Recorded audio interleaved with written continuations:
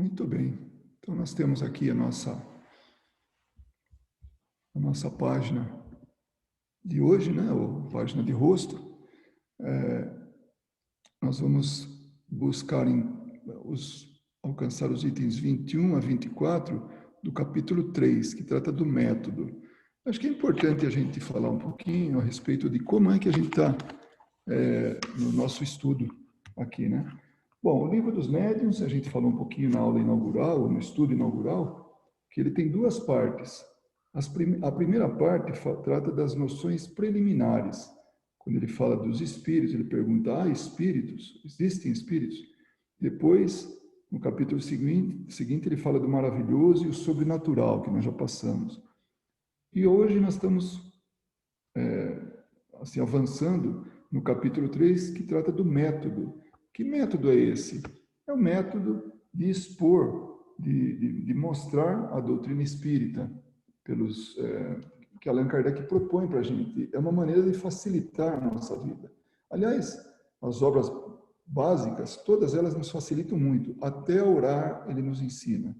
Por que até orar? Porque tem gente que não sabe o valor da prece, como fazer uma prece, como se portar no momento da prece, para quem que a gente faz a prece, qual que é o significado, qual que é o porquê que fazemos prece. Então, é um exemplo, até isso ele cuida da gente. Então, nesse caso, nós estamos tratando, nas noções preliminares, o método, que maneira proceder junto àqueles que querem conhecer a doutrina espírita, ou que a gente deseje propagar a doutrina espírita. E depois, finalmente, o capítulo 4, nós vamos tratar dos sistemas, que são as formas de encarar o espiritismo, né? No método, a gente vai ver também as classes de espíritas. Nós estamos vendo, por enquanto, as classes de incrédulos. Mas depois nós vamos ver que tipo de espírito que tem. Olha, tem vários tipos, né? Depois, na segunda parte, aí sim nós vamos tratar das manifestações espíritas. E aí fica muito interessante a gente ver realmente como é que se procede tudo isso. Mas é importante, nas noções preliminares, que a gente veja essa teoria que antecede a manifestação espírita, né? Então, seguimos com o método e a gente vai buscar tratar dos itens 21 a 24. Tá? E se quer falar alguma coisa, Sandra?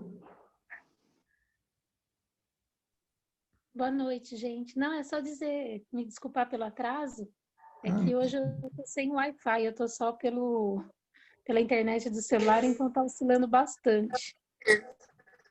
A gente viu também que a Marileide entrou. Seja bem-vinda. Desculpa aí não ter atendido você naquele momento. Não é de quê, obrigada. Então, eu vou até evitar colocar a imagem aqui para ele não travar. Tá bom. A questão do boom, quando se trata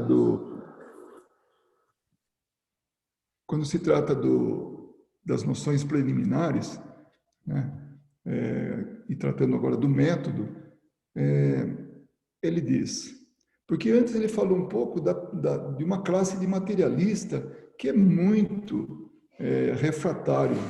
Aquele não dá para a gente levar uma conversa séria. Então é melhor não, como ele falou, toma como regra, não gasta tempo, não perde tempo precioso, porque eles são assim, esses incrédulos fechados, impermeáveis, refratários, eles são adeptos de algum sistema. E pronto. Que sistema? Um sistema de crença dele.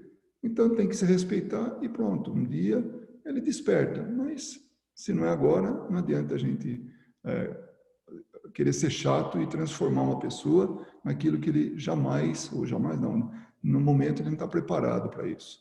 Então agora ele fala de uma segunda classe de materialista. E ele fala que, inclusive, felizmente, é uma classe maior, muito mais numerosa, né? E ela compreende os que o são, né? São materialistas, por indiferença. E podemos dizer por falta de coisa melhor, já que o materialismo real é um sentimento antinatural. Olha que interessante. Ele fala isso por quê? Porque nós buscamos respostas para as coisas. Esse é o natural, é o nosso sentimento. Puxa vida, quem sou eu? Para onde eu vou? De onde eu vim? E quem que criou tudo isso? É uma pergunta natural. Isso a gente vê em todas as culturas, em todas as sociedades. Por isso é que nós nos agregamos a religiões, a sociedades, sejam místicas, seja do que for, porque a gente naturalmente quer essas respostas. Então, o materialismo real é um sentimento antinatural. E se esses materialistas não têm uma resposta melhor, então ele é porque é. Né? Não o são deliberadamente e o que mais desejam é crer, pois a incerteza os atormenta. Então, isso realmente é uma incógnita, passa a vida tentando obter respostas. Por isso que tem gente que pula, por exemplo, de religião em religião, porque não achou em uma, vai para outra, não achou, vai para... Aí vira agnóstico, né? Aí não acredita porque não tem coisa melhor. Então, o agnóstico ele tem esse veio de é possível, mas eu não creio porque ninguém me provou nada, né? Então é isso. Então não é ateu, né? O ateu é outra coisa. E sentem uma vaga aspiração do futuro, mas esse futuro lhes foi apresentado de maneira que a sua razão não pode aceitar, não pôde aceitar, nascendo daí a dúvida e como consequência da dúvida a incredulidade. Aí ele está num lugar, numa sociedade que busca apresentar uma divindade, apresentar uns porquês, né? Que a gente está aqui e tudo, e aí aquilo não satisfaz a ele. Então ele só gera mais dúvida, e isso gera incredulidade nele. Para eles, pois, a incredulidade não se apoia num sistema. Tão logo lhes apresenteis alguma coisa de racional, eles aceitarão com ardor. Esses podem nos compreender, porque estão mais próximos de nós, espíritas, né, do que poderiam supor. Então, a gente, todos nós temos no círculo de conhecimento nosso, pessoas que não acreditavam em nada e de repente, não é que de repente, foi apresentado alguma coisa racional e ele aceita, e inclusive com certa entrega, com ardor, porque ele vê lógica em tudo isso. Eu tenho um amigo, ele já desencarnou, né? Lá no Brasil, e era um sujeito fantástico, de bom coração, tudo, uma pessoa boa. Mas ele era cético, né? E ele acompanhava deixa eu ver, o cunhado, não, o concunhado e a concunhada. E a cunhada, na verdade, né? Que ele casou com a irmã dela. E ele ia nos movimentos para lá, fazer caridade e tudo, mas um dia ele falou assim, olha, eu não acredito em nada disso, mas eu confio tanto, assim, eu acho que tem que ter alguma coisa por trás disso, porque eu conheço o meu cunhado, era Silvio o nome dele, né?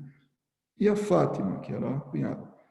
Eles são pessoas boas, são pessoas decentes e pessoas lógicas. Eles não são loucos, não são nada disso.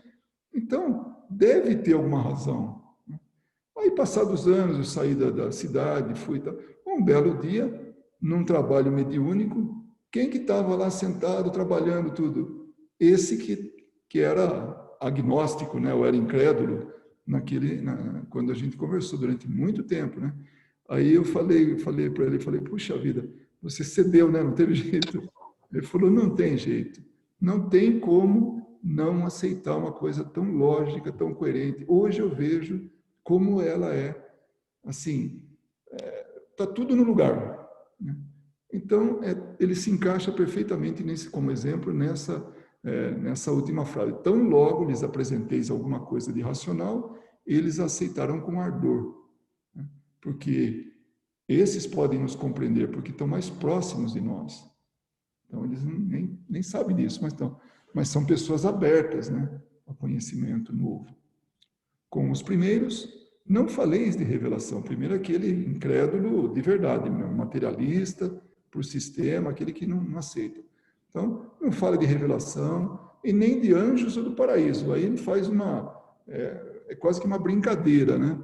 Porque, claro que isso aqui é bem religioso, né? Esse comentário dele.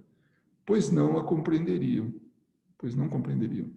Mas colocai-vos no seu próprio terreno e provai-lhes, primeiro, que as leis da filosofia não podem explicar tudo. O resto virá depois. Então, se entra no terreno dele, do que ele conhece, né, exemplos e tudo, aí fica um pouco mais fácil de trabalhar isso. A situação é outra quando não se trata de incredulidade pré-concebida. Então, aquela incredulidade pré-concebida é do materialista, aquele impermeável, né? Pois, nesse caso, a crença não foi totalmente anulada e permanece como germe latente, asfixiado pelas ervas daninhas, que uma centelha pode reanimar. Então, esse materialista que está meio que acomodado, porque ele não conhece nada melhor, então está ali, né? O germe latente, como diz Kardec. Basta que dê um empurrãozinho que aí ele pode querer saber a respeito. É o cego a que lhe restitui a vista e que se alegra de rever a luz. É o náufrago a que se atira uma tábua de salvação. Kardec é rico em exemplos. Como pedagogo, como educador, ele traz tudo para o campo do conhecido, assim como Jesus fazia com as parábolas. Não adiantava Jesus falar de planos espirituais superiores, de reencarnação, planejamento reencarnatório. Imagina falar isso naquela época, né? Aí iam crucificar ele mais cedo ainda. Ele trazia tudo, assim, usava exemplos da natureza, exemplos do dia a dia, contava histórias da maneira que era contada na cultura antiga, de pai para filho, de avô para filho, de filho para neto, e assim vai, né? Então, Kardec é rico nisso. Como aqui ele fala mais uma vez, é um cego que se alegra de ver a luz. Então, aquele materialista que está cego por não ter nada melhor, aí, quando ele tem conhecimento da luz, pronto, é o que ele precisava, né? E tem um náufrago, imagina, o cara está desesperado no meio lá do oceano, de repente aparece uma tábua flutuante ali, é a tábua de salvação dele, vai lá e se agarra, pronto, está agradecido por aquilo. Então, é assim que ele se refere a esses incrédulos que têm possibilidade de aprender. O item 22, ele fala, ao lado dos materialistas, propriamente ditos, há uma terceira classe de incrédulos. É importante a gente ver que ele vai mostrando várias classes, vários tipos de incrédulos, né? Então, para fechar realmente essa questão, porque não é só o cara incrédulo e pronto, tem que ver, para que a gente aborde, se a gente tem interesse de propagar esse conhecimento, então que a gente saiba com quem está lidando. Por isso é método, é uma técnica, né? Se chamasse de técnica, também valeria esse capítulo, né? Não, o capítulo 3. Então, essa terceira classe de incrédulos, que, embora espiritualistas, pelo menos no nome, não são menos refratários ao espiritismo. São os incrédulos de má vontade. E olha que interessante esse aí. A gente encontra esse de monte. Nessa explicação a gente vai dizer por que a gente encontra de monte. Esses não querem crer porque isso lhes perturbaria o gozo dos prazeres materiais. Temem encontrar a condenação de sua ambição, do seu egoísmo e das vaidades humanas com que se deliciam. Fecham os olhos para não ver e tapam os ouvidos para não ouvir. Só podemos lamentá-los. Então, quantos de nós já não vimos? Bom, primeiro, a doutrina espírita, ela nos traz a responsabilidade, a consciência da responsabilidade. E isso já eu diria, meio corajoso, quando a gente busca, assim, se juntar, né, a esse grupo que estuda esse tipo de coisa, que procura absorver esse tipo de coisa, Então, a gente já sabe que vai ter uma responsabilidade em torno disso. Então, é muito melhor a gente ficar na ignorância e fazer tudo assim, a bel prazer, do que pensar duas vezes antes de fazer alguma coisa. Todos nós sabemos os nossos calcanhares de Aquiles, né? Os nossos fracos, as nossas fraquezas, pontos fracos, né? Nossas fraquezas. Então, o Espiritismo nos leva a isso. Num grupo espírita, exceto mal conduzido, ninguém fala, escuta, você tem que parar com isso, você tem que mudar o seu jeito, você tem que fazer aquilo, você tem... Ninguém faz isso. E não deve fazer. Porque cada um tem que, por si próprio, saber da sua vida, saber como agir. Cris, você entrou aí, você tem alguma observação? Muito bem. Então, aí, esse a gente conhece de monte. Pessoas que, aliás, até começam e depois param. Falam, isso aí não é para mim, não. Eu não quero toda essa responsabilidade. Eu não estou preparado. Eu ainda não estou. Então, é um direito. Então, esse é o incrédulo de má vontade que Kardec classificou. Depois, no 23, somente para lembrá-la, falaremos de essa categoria, né? Falaremos de uma quarta categoria, a que chamaremos de incrédulos interesseiros ou de má fé. Olha que classificação essa, né? Estes sabem muito bem o que há de certo no Espiritismo, mas o condenam ostensivamente por motivos de interesse pessoal. Nada temos a dizer deles, nem a fazer com eles. Se o materialista radical se engana, tem pelo menos a desculpa da boa-fé. Podemos corrigi-lo provando-lhe o erro. Então, o materialista ele está agindo de boa-fé, ele fala, não quero saber, pronto, e acabou, né? Já os outros, eles têm esses interesses, né? Então, má fé. E esses são aqueles um pouco, digamos, até meio agressivos, né? Agressivos do ponto de vista de atacar o espiritismo. Neste último, há uma determinação contra a qual se esboroam todos os argumentos. O tempo se encarregará de lhe abrir os olhos e lhe mostrar, talvez, à sua própria custa, onde estavam os seus verdadeiros interesses. Porque, não podendo impedir a expansão da verdade, eles serão arrastados pela correnteza, juntamente com os interesses que pensavam salvaguardar. Então, eles... eu vou dar um exemplo de uma pessoa, não é que se encaixa bem nisso, mas ele leva um pouco melhor ao entendimento. Assim. Eu conheci uma pessoa que tinha simpatia pela doutrina espírita, mas ele era de uma religião, ele, assim, por tradição de família, tudo, ele era católico. E ele adorava estudar a Bíblia, e ele estudava muito, para poder achar pontos contra os pontos dos evangélicos. Então ele ficava se degladiando com os evangélicos. Então o conhecimento que ele adquiria era para ferir um determinado grupo. Então isso não era nada cristão, né? O tema era cristão, né? As pessoas envolvidas podia-se dizer que eram cristãs, mas o resultado todo, o interesse não era cristão. Né? Então, esses incrédulos, interesseiros, ele pode até buscar informação para poder atacar, né? Porque só que com o tempo ele vai perceber que onde é que estava, né, a razão. Finalmente, o item 24 que nós estamos estudando, além dessas categorias de opositores, há uma infinidade de variações, entre as quais se podem contar os incrédulos por covardia. Nossa, até isso? Vamos ver como é que Kardec explora isso. Que terão coragem quando verificarem que os outros não foram prejudicados.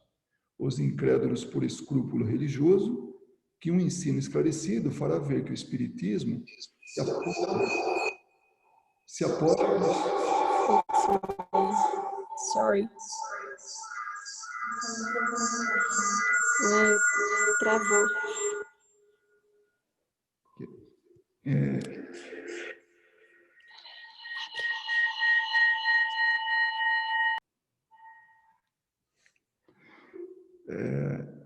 Então, os incrédulos, por escrúpulo religioso, que o ensino esclarecido fará ver que o espiritismo se apoia nos próprios fundamentos da religião e respeita todas as crenças, tendo como um dos seus efeitos despertar os sentimentos religiosos nos descrentes, fortalecendo-os nos vacilantes. Antes de seguir para o incrédulos por orgulho, é muito importante que a gente entenda isso, que sempre dá margem àquela discussão sobre é religião ou não é religião, mas aqui ele está tratando dos fundamentos da religião. Então ele pega os preceitos bíblicos, principalmente do Evangelho, para que possa ter a consequência moral desejada, porque nós somos seres morais. No final das contas é isso. A gente busca o aperfeiçoamento através da mudança, através da conduta moral. E ninguém melhor, ou nada melhor, que o Evangelho que está inserido nas religiões cristãs. Então, o Espiritismo ele se apoia nos próprios fundamentos da religião e respeita todas as crenças.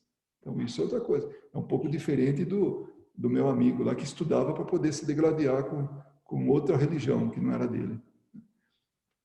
Aí, finalmente, tem os incrédulos por orgulho, por espírito de contradição, por negligência, por leviandade.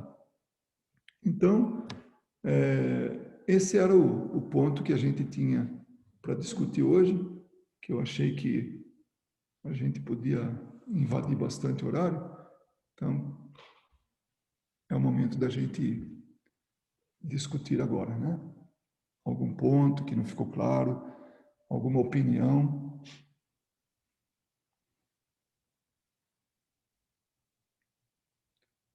Quem quiser falar alguma coisa é só abrir o microfone e falar. E aqui é só levantar a mão.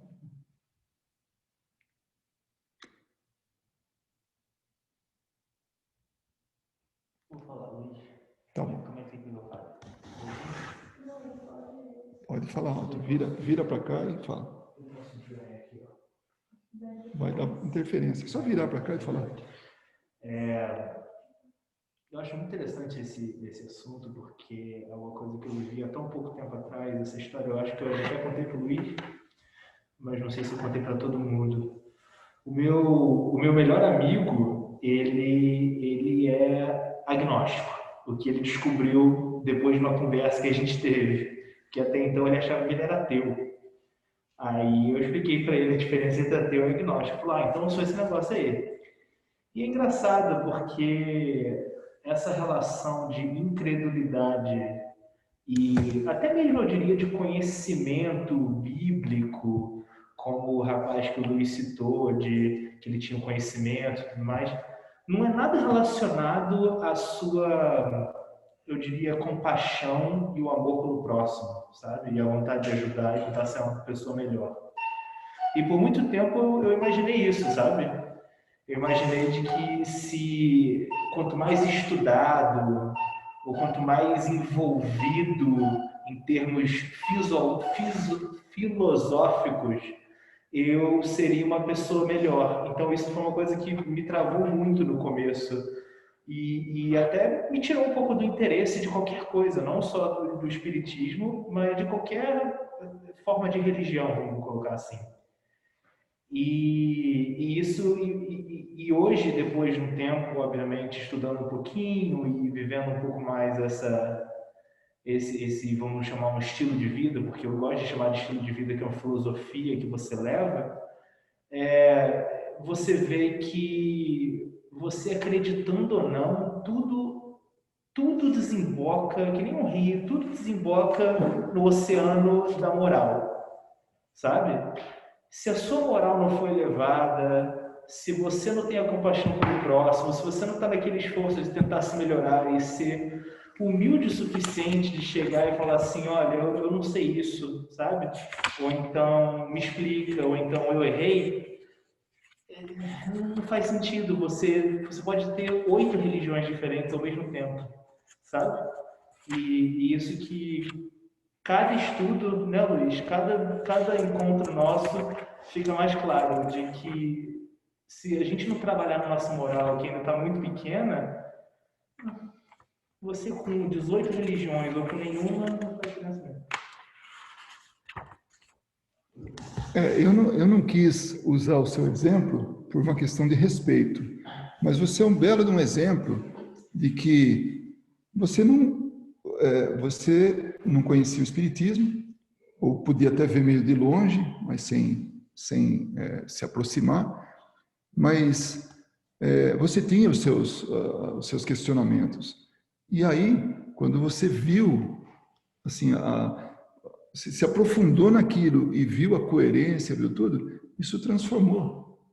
Se eu estiver errado, você me fala. Eu diria que é um pouco mais além. Eu imagino que, eu lembro um pouco mais na minha juventude, de que o fato de eu não saber rezar o Pai Nosso, ou o fato de eu não saber fazer certas rezas, ou não saber certos personagens, bíblicos ou não, me fazia no meio de que eu não era bom o suficiente, entendeu?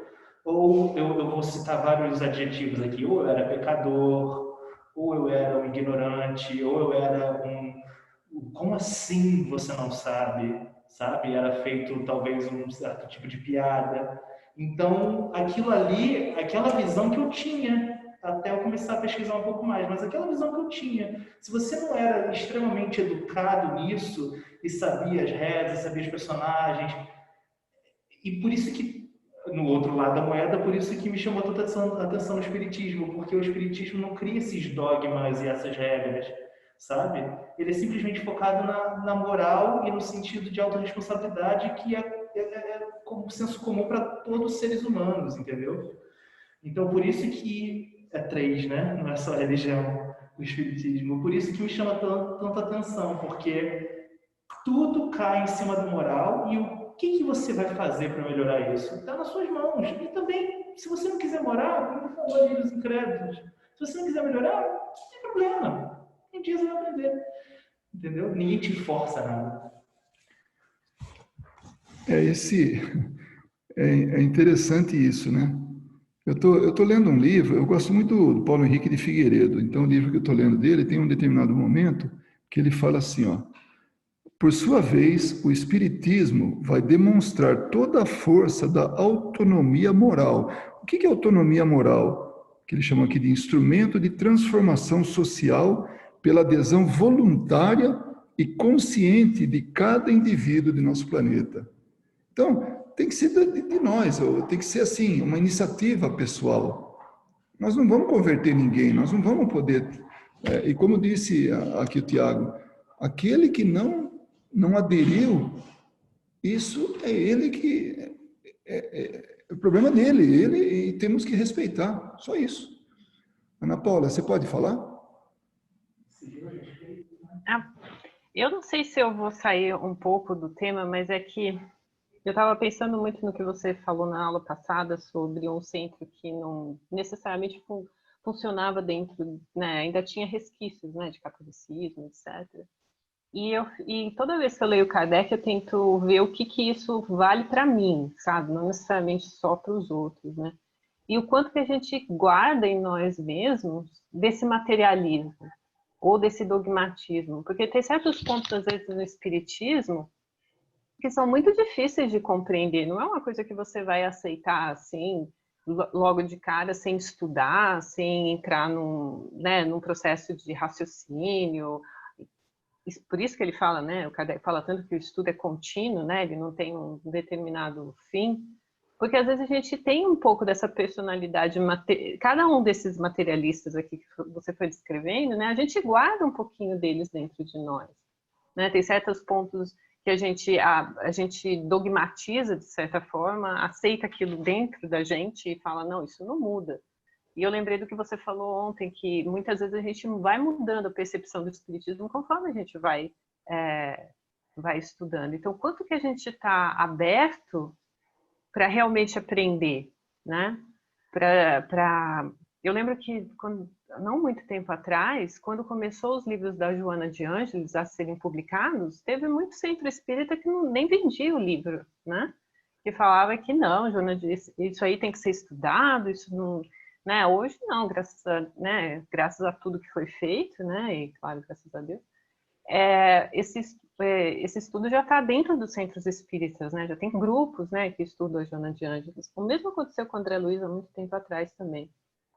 Então, eu acho que a gente, dentro do espiritismo, a gente também tem que se policiar no sentido de quanto que eu estou aberto, né?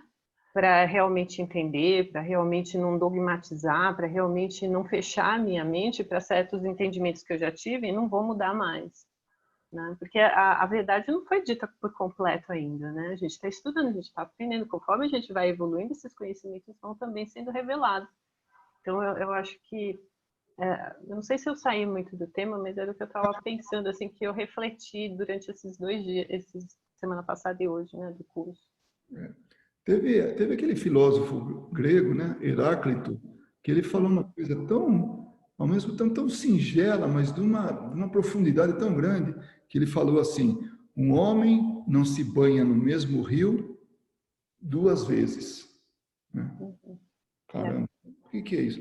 Então, porque quando ele toma um banho naquele rio, aí ele sai do rio, vai fazer qualquer outra coisa. Quando ele volta, as águas já não são mais as mesmas, o homem já não é mais o mesmo, alguma coisa ele aprendeu. Então, essa transformação constante é até um privilégio, né, da gente. É uma dádiva, porque isso nos dá margem a um crescimento contínuo e infinito. Por isso que tem uma beleza por trás disso, mas para isso nós precisamos estar preparados. A gente tem que estar aberto a isso. E isso só vem com o tempo. Ontem nós tivemos a oportunidade de falar dos 3 reinos e tal, e aí quando sai do reino animal para o reino hominal, quer dizer, não o reino, mas aquela transformação de né? Bom, vocês entendem, né? Sai do animal para o hominal, né? Essa transformação, isso é uma conquista, porque a gente pode ficar por mais um bom tempo, sei lá, eu acho que sim, mas a gente de alguma maneira está buscando e está conseguindo. E agora, quando você falou do catolicismo, das religiões, não catolicismo em si, mas qualquer religião, a gente, quanto tempo nós temos por exemplo, do catolicismo comparado com o espiritismo? Nós temos aí 1 milênio e mais alguma coisa, mais 1.700 anos, né? Porque depois ela foi absorvida, né, pelo Império Romano, já que não pode com o inimigo, junte-se a ele, né? Então aí vai usar como ferramenta de domínio. Então, aí esses 1.700 contra, sei lá, 160 anos, 170 anos aí, tem isso. É muito pouco. Então nós temos uma herança muito, muito profunda. E isso fala com a gente, está no nosso inconsciente e reflete no dia a dia da gente, nessa vida, né? A Suelen queria falar alguma coisa? Você pode se aproximar, Suelen? Tá bom. Então vamos tentar uma outra coisa aqui, tá? Espera aí, só um pouquinho. Agora o computador é meu, gente. Ninguém segura mais. Não, o que eu queria falar é que me lembrou do concílio de... Não sei se tem a ver, né? Vou falar igual a Ana Paula agora, não sei se eu vou sair um pouco fora.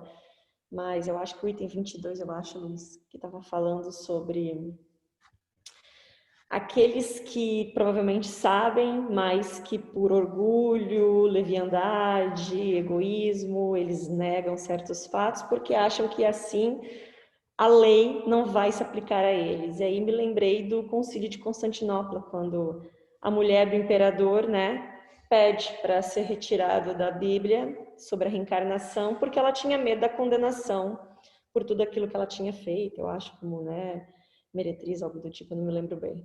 Isso me veio à cabeça, eu acho que isso ainda se aplica nos dias de hoje, muitos de nós, e não só sobre crer em relações de religião ou filosofia, mas afastar tudo aquilo que vai prejudicar os nossos interesses materialistas, os nossos interesses morais. Então, se eu afasto, se eu não sigo, se eu me cego em relação àquilo, isso não vai me atingir, mas... E aí, né, a fundo do estudo do espiritismo e da filosofia em geral, nós sabemos que, né, as leis divinas, né, de Deus, ela é aplicada independente de você acreditar, não. O sol vai nascer amanhã independente de você querer aproveitar ele ou não. Você vai compartilhar do ar independente de você acreditar que aquilo existe ou não. E isso se aplica às leis da natureza, que é as leis divinas, né? Então me veio à cabeça isso, né? Ela, na ingenuidade dela, né, tentou e fez, né, tirando da Bíblia, mas não deixaria de reencarnar, né? Enfim, hoje provavelmente ela sabe disso, né? Era isso que eu queria falar. Quando levar o sol com a peneira, né? Não é o sol com a peneira, exato. Tem mais um trechinho aqui que eu gostaria de ler, de Paulo Henrique de Figueiredo. Olha que interessante. Ao contrário da moral heterônoma é assim, é aquela imposta, é o dogma, tudo isso, né? Ao contrário da moral heterônoma, proposta pelas religiões tradicionais e pela ideologia materialista, que submete o indivíduo aos castigos e recompensas, essa é a nossa criação, essa é a nossa história. Ou a gente recebe um castigo ou recebe uma recompensa, de acordo com o que a gente faz. Ah, foi bonzinho? Está aqui sua recompensa. Ah, você fez coisa errada? Está aqui o castigo. E às vezes esse castigo é eterno, né? No fogo eterno. Para agir submisso às leis externas a si mesmo. A autonomia moral, aí já estamos falando de autonomia, aí é pensar por si próprio, sem interferência. É mais ou menos como o Tiago aqui, que ele não tem um histórico de religião, né? Então, agora que você deixou, Tiago, agora eu falo de você, tá bom? Então, a autonomia moral o leva a agir de acordo com as leis naturais presentes em sua própria consciência. Olha que interessante. Ou seja, nós temos mais capacidade do que muitas filosofias distribuídas aí. Então, nós temos essa... Olha o valor que a gente já tem. Transformando-o em agente livre da regeneração da humanidade. Está nas nossas mãos. Por isso, o interesse de Kardec, ele fala, olha, está aqui, eu dou as ferramentas, se alguém tiver interesse, ou se você perceber interesse e quiser tocar no assunto, ó, tem todo esse tipo de gente aí para você trabalhar. Tem uns que você vai evitar, tem outros que vai dar mais trabalho, tal, mas está todo mundo aí, né? Porque no final das contas, é aquilo que ele percebeu. Esse conhecimento pode mudar a humanidade. Nossa, que coisa, né? Uma mesa que dançava já começou ali a dar esse indicativo, ele foi fundo e chegou nessa conclusão. Pode mudar a humanidade. Agora, quem que muda a humanidade? Somos nós aí, ó. Quem está na tela aqui, quem está aqui junto, quem está aí fora. Quem está aqui, encarnado e desencarnado.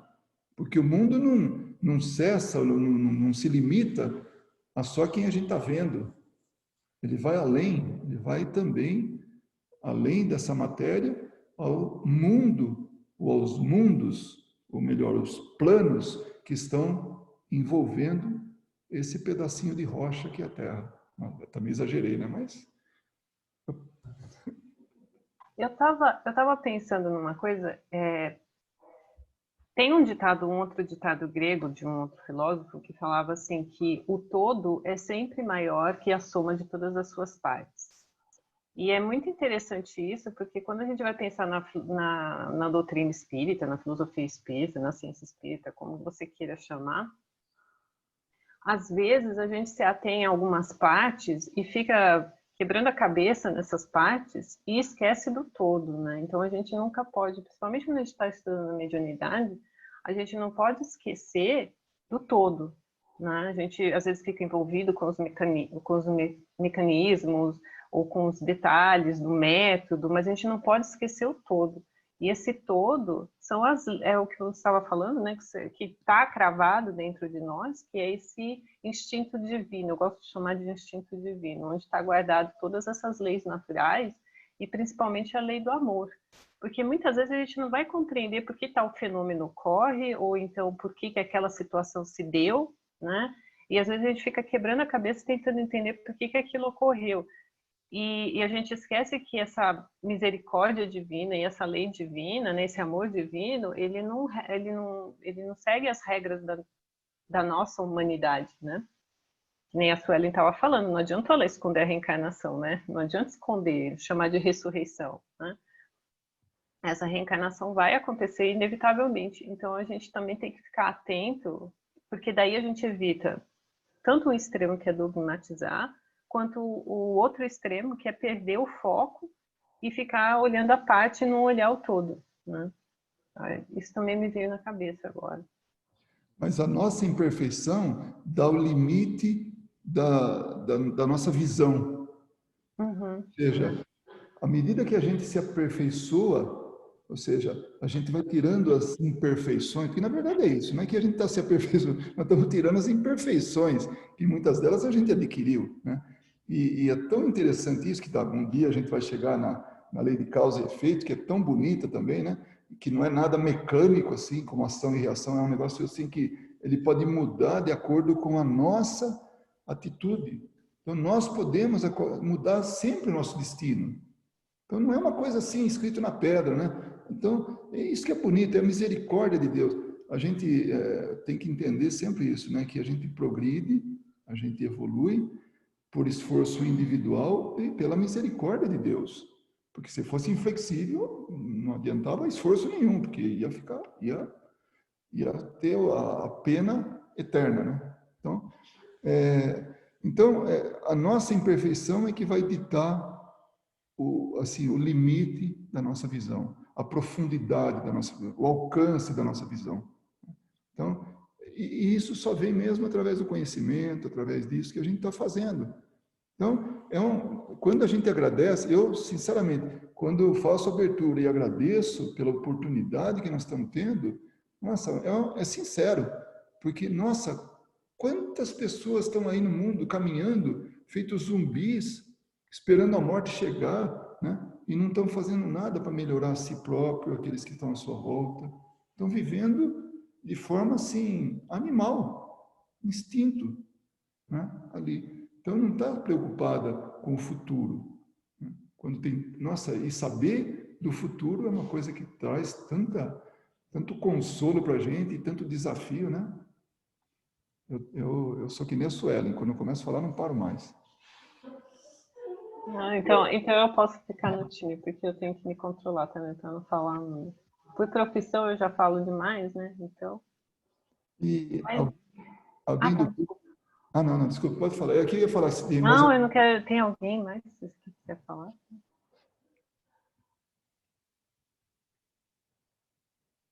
Porque se ninguém falar, a gente vai finalizar então, né? Ninguém fica olhando para... Mas volta a falar você, Ana Paula, você tem alguma coisa aí no fim?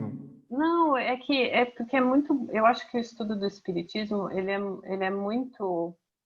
eu não quero dar um clichê aqui, mas é muito engrandecedor no sentido de que você começa a ver, a despertar, né? Você falou assim, tem tantas pessoas que não estão vivendo, né? Na verdade, elas estão dormindo, né? Elas estão literalmente dormindo, porque vivem uma vida automática. E é muito triste, porque às vezes eu vejo nos meus alunos isso, e você quer despertar a pessoa e você não consegue despertar a pessoa, né? Os outros itens que o Kardec fala anteriormente, de como você se aproxima de uma pessoa para ensinar ela, para passar o conhecimento você não passa, né? Você tenta racionalizar, porque nós somos seres racionais, então a gente precisa do pensamento, né? E com o Espiritismo você vai despertando para outras áreas da sua vida que você não olhava antes, né? O motivo por qual determinada situação ocorreu, ou o que você tem que aprender daquela situação. Acho que foi o Tiago que falou, né, que é uma filosofia porque você vive de uma maneira diferente, né? Porque você tenta tirar, né, de tudo que você passa alguma É que nem quando você lê o livro e a professora fala assim, tira a mensagem do livro, né? Daí passa alguma coisa na sua vida, você tenta tirar a mensagem. E eu acho que é isso que é engrandecedor no espiritismo, né? A gente poder entender isso e também não se fechar para essa questão da punição também que você tinha mencionado, né? A gente às vezes lê a lei de ação e reação como uma questão de lei de talião, e não é assim que as coisas, não são assim que as coisas funcionam. Mas no fim, é cada um no seu tempo. A gente tem que respeitar, porque às vezes aquele espírito só consegue viver ainda dessa forma, automática, né? E vai indo cada um no seu tempo, descobrindo as coisas no seu tempo, porque imagina se agora, nós estamos aqui reunidos, viesse a espiritualidade superior e falasse, olha, para vocês aqui eu vou dar toda a verdade, vou desvendar todos os segredos. A gente ia ficar atormentado por um bom tempo, porque a gente ainda não tem capacidade para absorver esse conhecimento.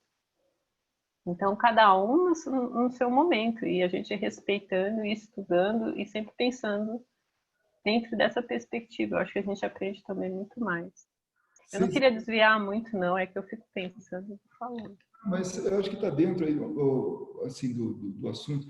Vocês imaginem quando abrirem as comportas do real conhecimento, quando os espíritos abrirem, quando for permitido. Porque, na verdade, boa parte do conhecimento nós não temos acesso porque nós não temos o lastro moral.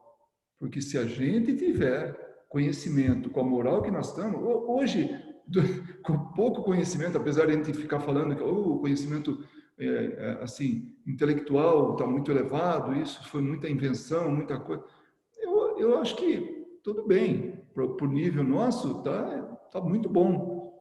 Mas imagine, e isso está naturalmente ligado assim, é como se fosse aquelas barricas, sabe aquela barrica aquelas de carvalho, né, que são feitas por tiras, né? Eu fico imaginando assim, como ilustrar isso? A moral e a intelectual. Então, a barrica, cada uma daquelas tiras, estaria relacionado com o moral. Então, imagina, todas as tiras da mesma altura, mas uma delas pela metade, né? E aí, o intelectual, as invenções e tudo, aí é o líquido que está pondo lá, água, por exemplo, e vai. Só que chega ali naquele nível, não passa daquilo. Porque nós temos que evoluir um pouco mais moralmente. Aí estica mais aquela madeirinha, né, que ficou mais baixa, e aí o líquido vai um pouco mais para cima, e assim vai. Agora, imagina quando a barrica estiver cheia, ou seja, nós, em termos morais, tivemos, assim, bem avançados. Nossa, sai de baixo, porque vai ter muita coisa que assim, em termos de conhecimento, em termos intelectuais e invenções e tecnologia, nossa, hoje, do jeito que a gente está, já estamos tão avançados, né? Então, realmente, eu acho que seguram conforme o nosso nível moral, porque no final das contas, nós somos seres morais. É esse o patrimônio nosso, nós temos que cuidar dessa parte. O resto vem, né? Quando eu falo do conhecimento, eu falo assim, se eles viessem aqui e falassem assim, olha, vocês querem saber realmente o que acontece, quais são as consequências das suas ações? Eu não falo nem de conhecimento intelectual, eu falo assim, eles mostrarem pra gente o que acontece realmente. Eu acho que daí a gente vai ficar atormentado um bom tempo. Porque se a gente for saber tudo, a gente não aguenta, realmente a gente não tem estrutura. Não temos estrutura, exatamente. Tá. Alguém gostaria de fazer a prece de encerramento? Está liberado para todo mundo. Se alguém tiver envolvido espiritualmente, também pode o espírito falar, não tem problema. Aqui a gente acredita que estamos assim, tudo farinha do mesmo saco.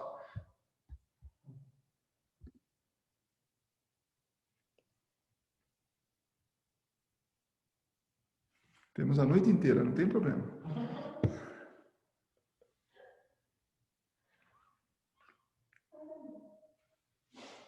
Faz? Tiago, você faz? Você quer virar para cá? Só virar para cá? Bom,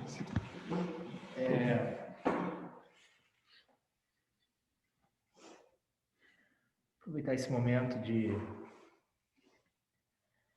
tanta ajuda, de tanto conhecimento que foi nos apresentado, direto ou indiretamente hoje, não só pelas palavras do nosso amigo Luiz, mas também pelas palavras intuídas a todos nós aqui em forma de palavras verbais, claro, mas também em forma de pensamento. Todos os pensamentos que passaram nas nossas cabeças hoje, todas essas situações que às vezes nós nos colocamos. O mais importante depois disso tudo, vamos tentar reanalisar tudo isso que foi falado e vamos tentar, eu sei que é muito difícil, mas vamos tentar de algum jeito praticar toda essa lição que a gente teve hoje, todo esse conhecimento, e saber sempre que Jesus está do nosso lado, nossos amigos espirituais, eles só querem o nosso melhor, que não existe nada de punição, que também não existe nada de presentes ou até mesmo garantias dentro do Espiritismo. O Espiritismo é simples, é básico. É trabalhar na sua moral, ajudar o próximo, sem regras, sem dogmas, sem decoreba. Então, vamos tentar, no meio de tanta turbulência que está existindo hoje nas nossas vidas, no atual momento do nosso planeta, nosso querido planeta Terra, que possamos reanalisar e respirar fundo, botar um passo para trás e reanalisar e tentar fazer nossa vida um pouco mais simples. Saber que todos esses problemas que estamos passando agora, familiares, de saúde, talvez de relacionamento, ou talvez perdas profissionais, sabemos que no fundo, nada disso importa se não trabalharmos a nossa moral. E nesses momentos de maior, do nosso ponto de vista, sofrimento, que temos que nos esforçar para olhar o sofrimento do próximo, para nesse momento de sofrimento, que nós enxergamos como sofrimento, para tirar, de repente, 1 hora da sua semana, fazer um trabalho de caridade, não só para ajudar materialmente e fisicamente o próximo, mas para podermos ter um melhor entendimento do que realmente é essa tal de reencarnação que tanto falamos, né? Essa tal de oportunidade que temos aqui nesse planeta. E finalizando, gostaria de fazer um agradecimento especial ao nosso irmão maior, Jesus Cristo, que trabalha incessantemente para a evolução desse planeta, o melhoramento de nós, seus espíritos, seu rebanho. Agradecemos todas as bênçãos e também todas as dificuldades que ainda assim, pequenos e ignorantes, não entendemos, mas sabemos que é sempre para o nosso bem. Como a dor de uma injeção que damos ao nosso filho pequeno, que na hora da dor ele não vai entender, no futuro, Jesus nos faz a mesma coisa, que é sempre para o nosso bem e para o nosso melhor. Que assim seja, graças a Deus. Assim seja.